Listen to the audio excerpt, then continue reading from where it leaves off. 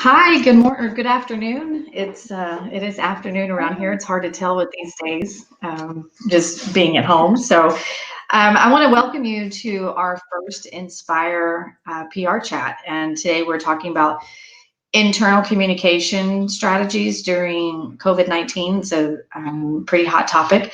Our goal is to get you to start thinking about different communication strategies that can strengthen your internal communications. So, today we want to specifically talk about private podcasts, and I have with me one of my favorite colleagues and very good friends, Tammy Kirkendall. Tammy, you want to introduce yourself for just a few minutes?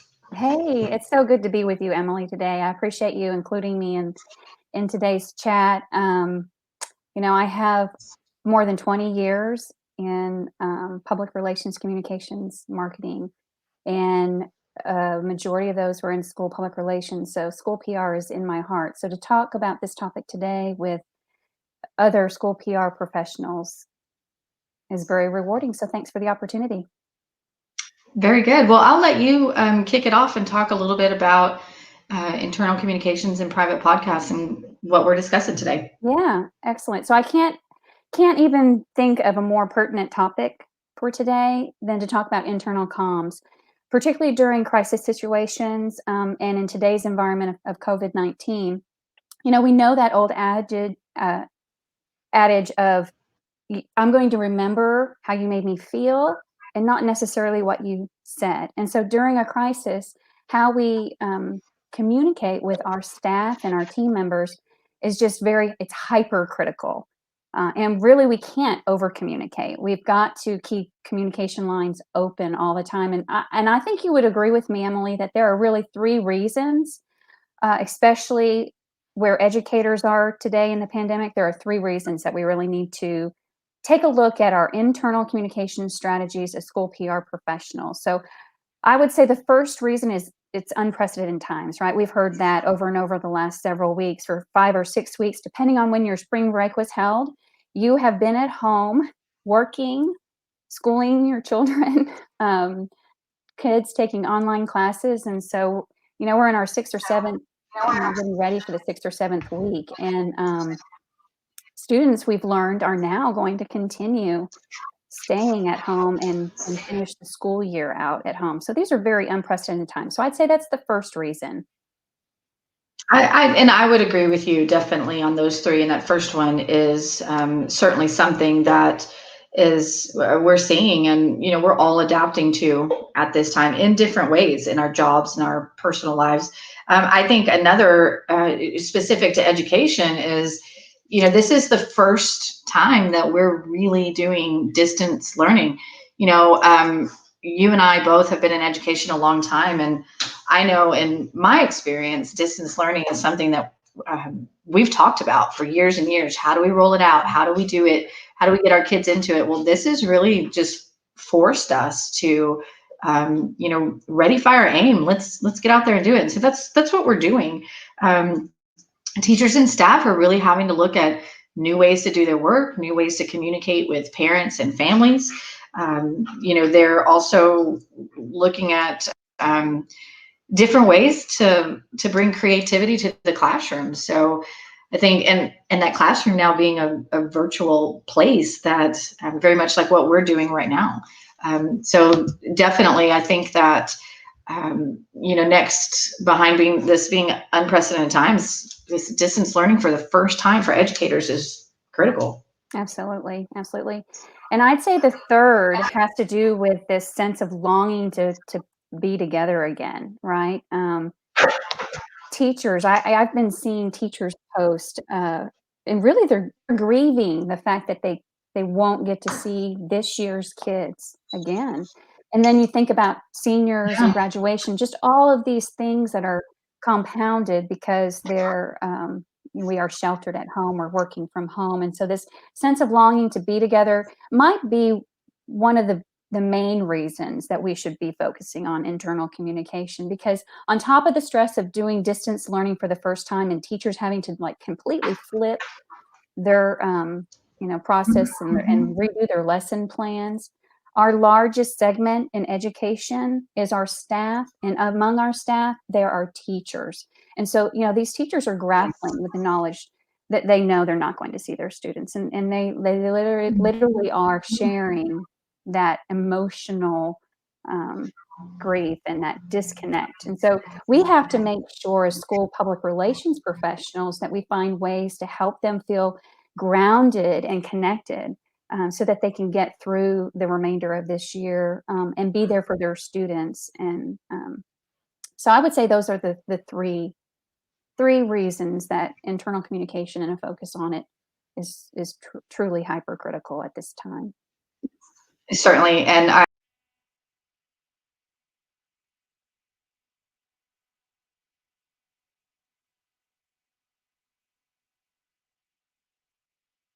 Emily, you went backstage with me.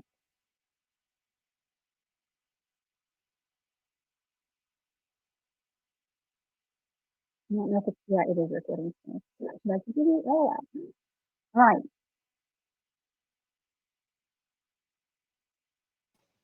all right. Hi, I'm back. Are we able to clip that out? See? Yeah. No, and maybe we'll see. Okay. And if we're not, then this is a great example of some of the things that our teachers and the stresses that they're dealing with, and why we really need to be considerate of what they've got going on. So we started thinking, what can we do as school PR professionals to guide our district's internal communications in ways that will help bring them together and address some of these three issues that we're seeing. We're literally physically apart. We are not in the confines of our buildings. And so how do we virtually transcend that culture that we've built inside of our buildings to be in our homes with our teachers where they are? So, in thinking about this, I really believe that the answer is through thoughtful and meaningful internal communication strategies that meet the needs of our employees, which we know to be done easily when they're in our buildings and when we have that physical connection. But now we have to meet them where they are.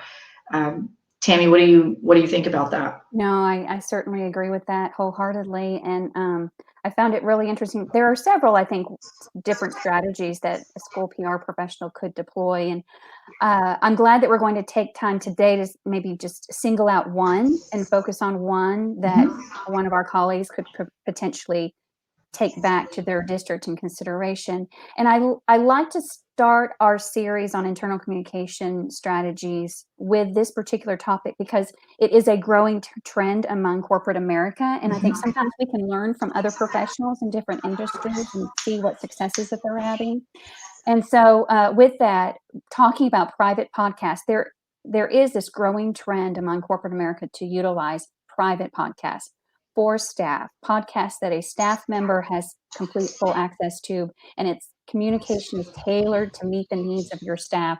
And it's not for your external audience, your parents, and other community members. And so seeing that corporate America is using that as one of their key strategies to address today's unique work environment and the work from home situation, I think is something that we can learn from and we could find ways to implement in our own school districts. I just found it really interesting. So I appreciate the opportunity to talk about private podcasts specifically. Sure. And like you said, Tammy, podcasts are not new. They've been around, 10 or 12 years or so. But specifically looking at this private aspect, I think it's really important to understanding and breaking that apart to focus on the internal communication side. So we have a guest with us here today. We have an expert in her field. Tammy, would you like to introduce our illustrious guest? Yeah, I'm really excited. So when we talked about this topic, private podcast, I knew I couldn't do it alone. Like I needed a true expert in private podcast. And so I would love to introduce you to our dear friend, Erin McCann. She is such a rock star. And she's nationally known in school PR world around podcasting. She is out there on the circuit and she is the go-to go-to gal. She's currently serving as the Director of Digital Media and Marketing at Allen ISD here in the great state of Texas. And so, Erin, Great. welcome. It's so good Hi. to see you. Thank you so much. Hi, Erin. Hi. I can't tell you guys how much it means to me to be asked to be on this. And you've said such nice things about me. Thank you. Well, just for those listening, I have to say, Erin has 5 years in school public relations, and within that 5 years, she's accomplished quite a bit, even just in the area of podcasting. She has 2 active podcasts, and so I'm going to just plug for a moment your 2 podcasts, Erin, if that's okay with you. Of course. One personally that is called Salt Over Your Shoulder. It is a joy to listen to. If you have not downloaded an episode, I encourage you to do that. But she has been involved with that particular podcast for 3 years now, and That's right. they have 11,000 downloads. And then she professionally, yeah, it's very impressive. And then Thank you. professionally, she co-hosts a podcast called School PR Happy Hour with our other good friend, Justin Deering, over there in Carroll ISD. Mhm. And they're at 5,000 downloads with We're that. just about 5,000. Yeah, we're finishing up season 1 right now. Great. That's so awesome. So Great. obviously she is the expert in podcasting. And when I wanted us to talk about private podcasting, I thought we've got to get someone on here like Erin. And thank you for joining us today. It's my pleasure. Thank you so much for asking. Absolutely. So can we go ahead and just jump right in, Erin, and ask you, so we talked a little bit like podcasting's not new. It's been around for a long time, but I do feel like it's just now kind of the strategies around podcasts are kind of changing and on a fast pace button. Can you maybe speak to that, what your thoughts are on what's happening in the evolution of podcasting? Sure. No, I'd be glad to. You're right. Podcasting has been around in multiple different iterations for years and years, 12, maybe even longer, maybe even close to 20, as far as if you consider a podcast just sort of audio content on demand. But I would say in the last 2 years, it's really starting to pick up as an actual strategy and not just this sort of big place that people play for fun. I can tell you the different ones I've worked on. The first one that you mentioned, which is just a passion project, it's just a fun thing I do. We just literally came up with an idea and started recording episodes. There was no strategy to it. It was just like, hey, let's just see if it works. And as time's gone on and districts and private companies are all sort of gravitating to using podcasts and audio on demand as a tool, both internal and external, we're starting to see more communication strategy behind it. And so then we're, doing things like our RPI method and measuring our metrics and seeing if the decisions that we're making are actually informing it as a good communication tool. Yeah. Excellent. Well, so when you hear the word private podcast, in school PR professionals or can school PR professionals learn from corporate America and their process around utilizing podcasting as a strategy for their internal, comms? I just find it so interesting that these professionals they're mixing it in with their current communication during COVID-19 so that they can break through the noise, the noise of, email and video calls. I mean, I think it's kind of, indicative of the environment we're in now, all the Zoom meetings. I hear people talking about, I spend all day in Zoom meetings now. Right. And so this whole new layer of noise out there. And then, so then taking the idea of a traditional podcast for external audiences and kind of flipping it for internal communications. I just find that so intriguing and an interesting conversation for us to have. Well, I think you're wise. I think everyone's wise to really put energy towards internals right now. I think a lot of times those of us that work in communication get really excited about our external marketing because that's sort of the fun and creative. But you'd be remiss to ignore your internal audiences because they're your biggest brand ambassadors. And in a time that we're in right now, we have people that are mourning the loss of face-to-face. We have extroverts who don't know what to do with themselves. We're all craving people. And really for districts and for private companies, that is a very, very good use of their time, is spending a lot of energy on their internals. And there's this trend right now in communication called disruptive communication. I'm kind of obsessed with it the more I learn about it. And it's taking a typical communication strategy and like flipping it on its head. And so I think private podcasting is a perfect example of that. It's coming in from a different direction with a new strategy to target that same group. I love it. And I would agree with that, Erin. I think that, just looking at internal being a major focus right now, we talked about the 3 reasons earlier that specifically right now we need to focus on internal communications, but you are right. Companies would be remiss to ignore that right now, and especially school districts, because our staff are the heart of what we do, and we really need to make sure that we're spreading out that culture. So Erin, we know as communicators that there are numerous benefits to podcasting and private podcasting. Just in general, it can allow the listener to hear your message on their own, step away from their desk. They can, take that message with them while they're exercising or eating lunch, even, at home, in their car, any of these places. So let's spend a few minutes diving into the benefits of a private podcast. What are your thoughts there? Sure. Well, Emily, as you know, we live in a binge-worthy society. If it's going to come out on Netflix, we want the whole season available immediately so we can just go straight through it. And I think that's really one of the benefits of communication on demand, is you've got the ability to release multiple episodes, grab your audience, and then they're hooked and they've got lots of content at their disposal. And then just exactly as you said, when we work in the audio space, we're able to multitask in a way that we can't when we're using a visual medium. If you're reading an article or you're watching a video, you can't very well be throwing something in the crock pot for dinner, because then you're not giving it the attention that it deserves. And we're all working from home, and many of us have children we're trying to educate, or, you've got people coming in and out of the house to deal with the pool and you can't get too close. There's just a lot going on right now. And so we're all trying to put in 8 hours of work while doing kind of a second full-time job at the same time. If you can give your audience content that they can absorb and truly absorb while they're multitasking, I think you've got a better opportunity for your message to really resonate with them. If that makes sense. Absolutely. Yeah, it certainly does. And I think we're all seeing that. Tammy, what do you think? Any thoughts there on benefits to podcasting? Yeah, I see a private podcast for staff could be done in so many different ways. I mean, you could segment your market. You could identify elementary teachers and create a podcast for them.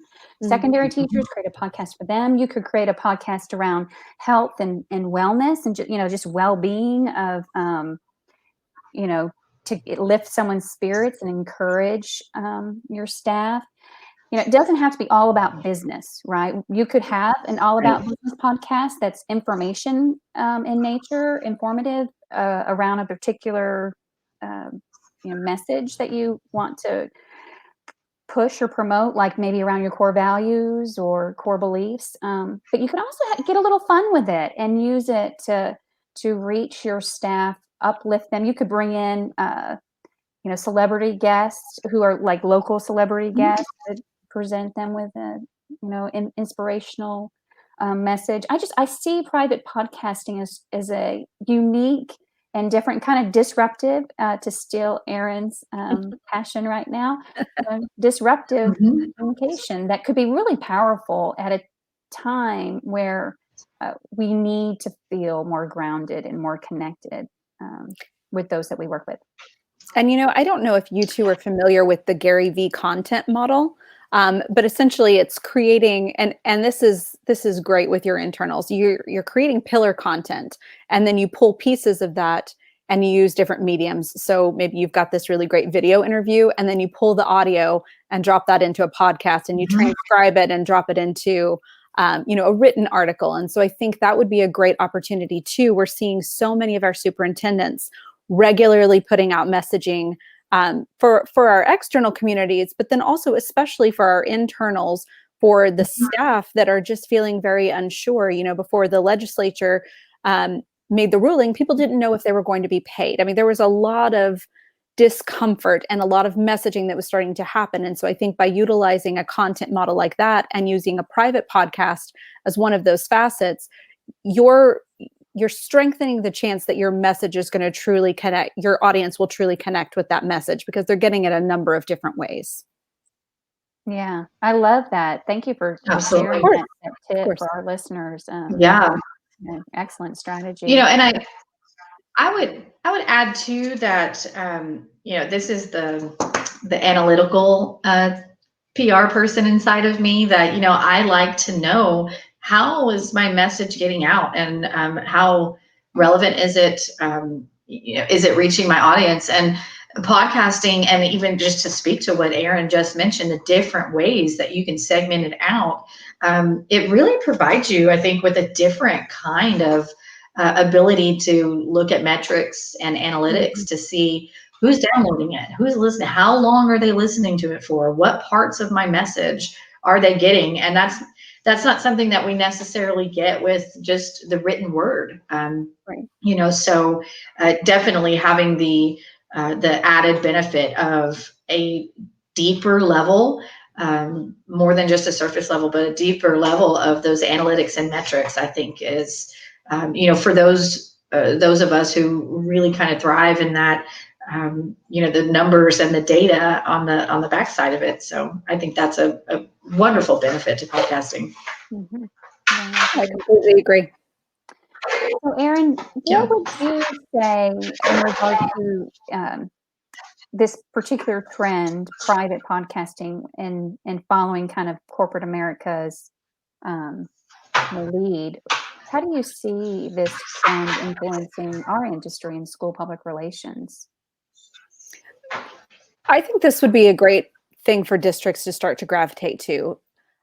I think for the last year or two, as podcasting as an industry has become more strategic, a lot of districts have gotten on board and started doing external podcasts to their communities. And I've seen it done really well.